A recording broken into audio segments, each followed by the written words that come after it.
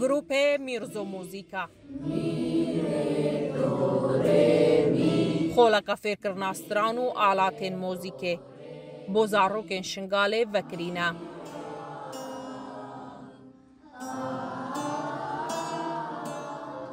Li vir mûzik sînorên denga derbas dike.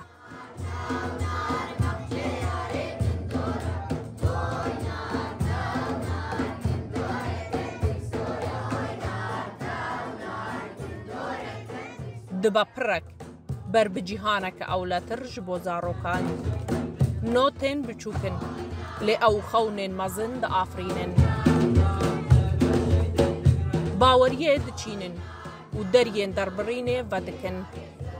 Dûrî tirsê û nêzîkî afrîneriyê.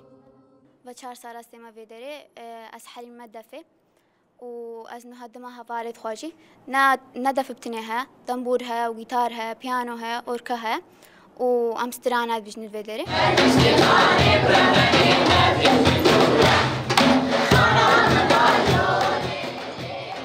جهندره وی گروپی نفشکنو چه دبا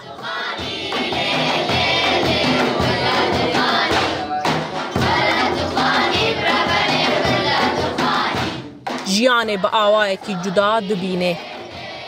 Bi rêya mûzîkê, bi stranbêjiyê û bi dilê ku dizane çawa ji pêşerojê hes bike. Ev 2 sal est ême Mehedê Mîrzo.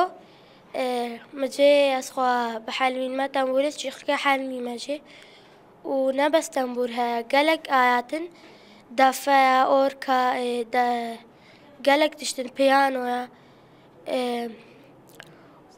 وسترانا جي زلامكاري الفربيجي وقالك تشتدي جي هينا هجيت في بحل ماوەیە 6 ساڵایە. خۆڵên fêrkirina و mozîkê ji bal gropa Mîrzo Mûzik va xwebexiş.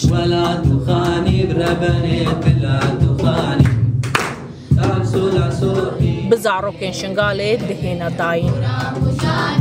افجیش ماسنا و زاروکارا هر کسی که بخوازی و کیفاویش موزیکی را بیت ویدری خو بحلمینی بش 2019 ما افدر وکریا و زاروک تینا ویدری ام استرانیت مد فلکلور یان جی دور کید مد فلکلور بشیوای زکی نو مدنا زاروکا و هرچی کسی بخوازی بحلمیت تنبوری یان جی پیانو یان جی عوده یان جی گیتاری هر تشتک آلات کی موسیقی ویدری های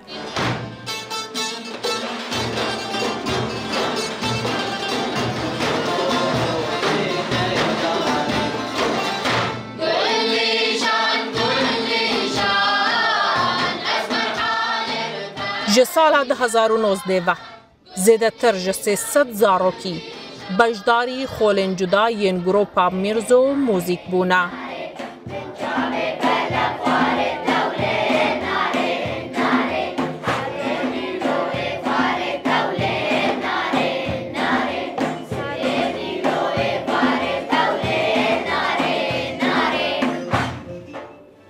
Hegeşer jiyana zarokîniyê ji zarokên şingalê bidizê wê demê mozîk dîdewan ku ji nû ve dest pê bikin.